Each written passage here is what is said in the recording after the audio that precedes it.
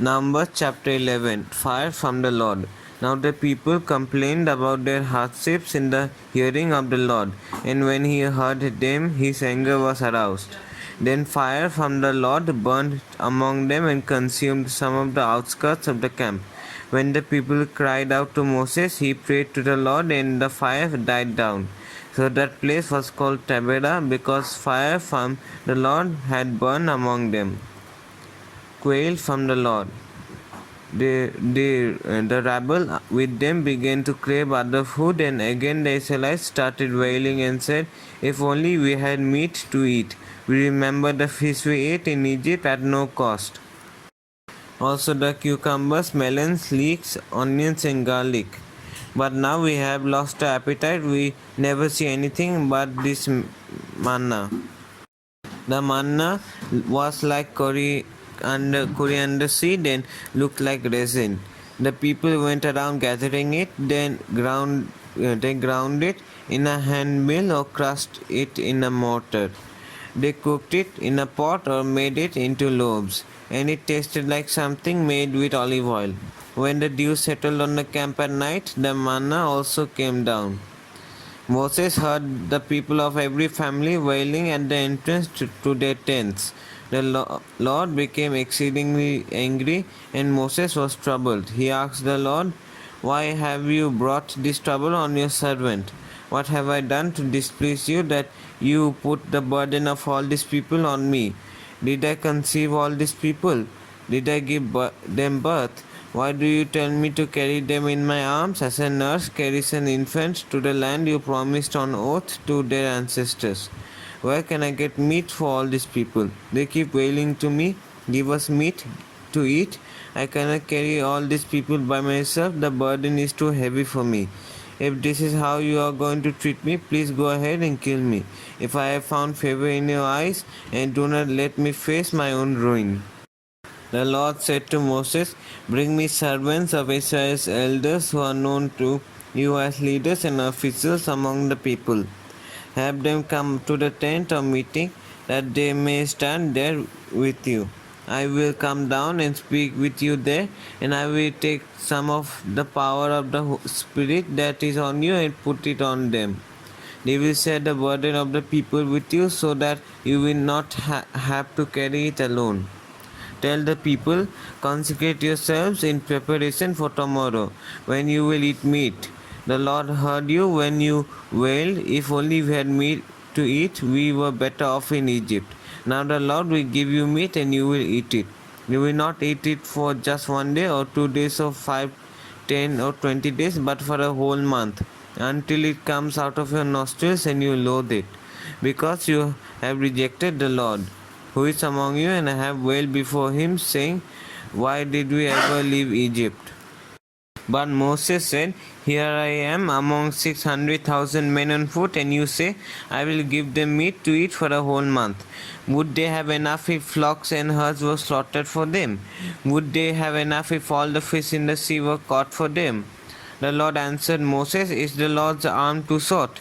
Now you will see whether or not what I say will come true for you.' So Moses went out and told the people what the Lord had said. He brought together 70 of their elders and had them stand around the tent. Then the Lord came down in the cloud and spoke with him, and he took some of the power of the Spirit that was on him and put it on the 70 elders. When the Spirit rested on them, they prophesied, but they did not do so again. However, 2 men whose names were Eldad and Medad had remained in the camp. They were listed among the elders, but did not go out to the tent. Yet the Spirit also rested on them, and they prophesied in the camp. A young man ran and told Moses, 'Eldad and Medad are prophesying in the camp.' Joshua, son of Nun, who had been Moses' aide since youth, spoke up and said, 'Moses, my Lord, stop them.' But Moses replied, 'Are you jealous for my sake? I wish that all the Lord's people were prophets, and that the Lord would put his Spirit on them.' Then Moses and the elders of Israel returned to the camp. Now a wind went out from the Lord and drove quail in from the sea.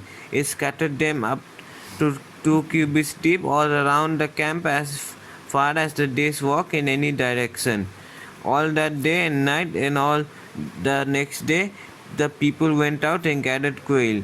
No one gathered less than 10 homers. Then they spread them out all around the camp. But while the meat was still between their teeth and before it could be consumed, the anger of the Lord burned against the people, and he struck them with a severe plague. Therefore the place was named Kilibroth Hattava, because they were buried the people who had craved other food.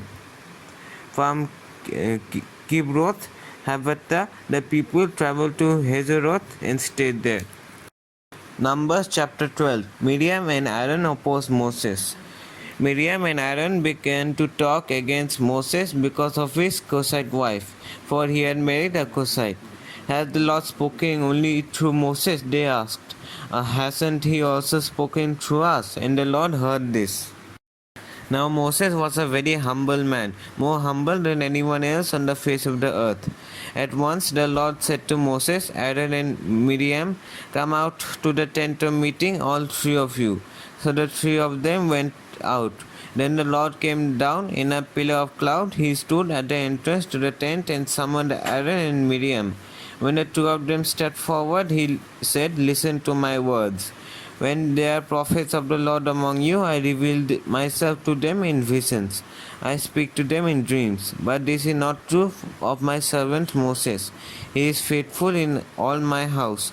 With him I speak face to face, clearly and not in riddles. He sees the form of the Lord.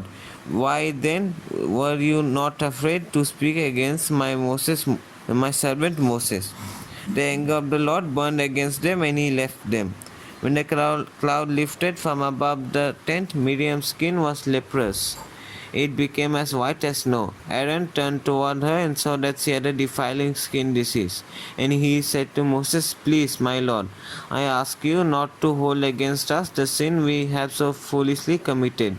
Do not let her be like a stillborn infant coming from its mother's womb with its flesh half eaten away. So Moses cried out to the Lord, please God, heal her. The Lord replied to Moses, if her father had spit in her face, would she not have been in disgrace for 7 days? Confine her outside the camp for 7 days. After that she can be brought back. So Miriam was confined outside the camp for 7 days, and the people did not move on till she was brought back. After that the people left Hazeroth and encamped in the desert of Paran. Numbers chapter 13. Exploring Canaan. The Lord said to Moses, send some men to explore the land of Canaan, which I am giving to the Israelites. From each ancestral tribe send one of its leaders. So at the Lord's command, Moses sent them out from the desert of Paran. All of them were leaders of the Israelites. These are their names. From the tribe of Reuben, Shammua, son of Zakur. From the tribe of Simeon, Shaphat, son of Hori. From the tribe of Judah, Caleb, son of Jephunneh. From the tribe of Issachar, Igal, son of Joseph. From the tribe of Ephraim, Hosea, son of Nun. From the tribe of Benjamin, Palti, son of Raphu. From the tribe of Zebulun, Gadiel, son of Sodi. From the tribe of Manasseh, a tribe of Joseph, Gadi, son of Susi. From the tribe of Dan, Amiel, son of Gemali. From the tribe of Asher, Shethuel, son of Michael.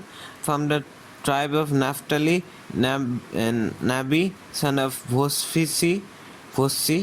From the tribe of Gad, Geuel, son of Maki. These are the names of the men Moses sent to explore the land. Moses gave Hosea, son of Nun, the name Joshua. When Moses sent them to explore Canaan, he said, go up to the Negeb on into the hill country.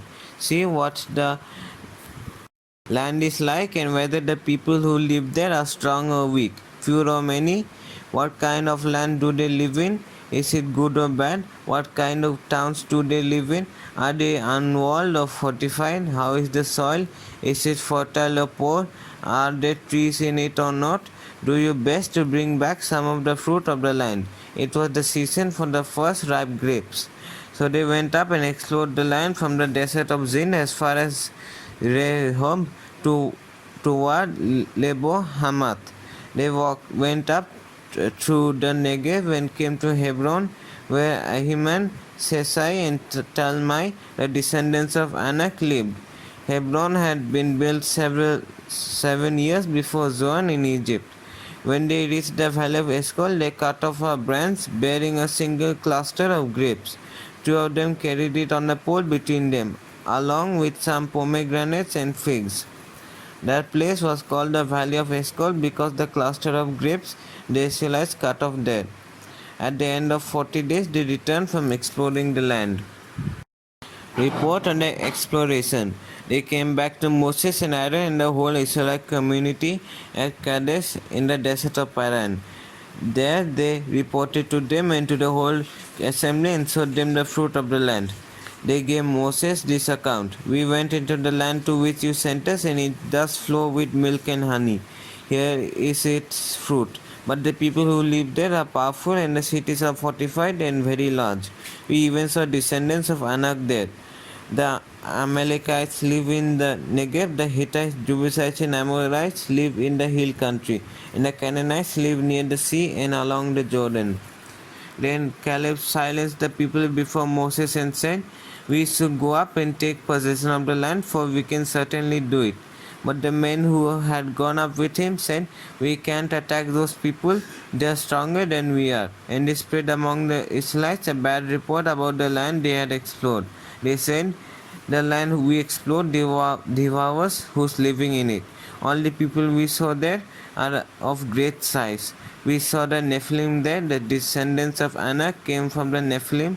We seemed like grasshoppers in our own eyes, and we looked the same to them.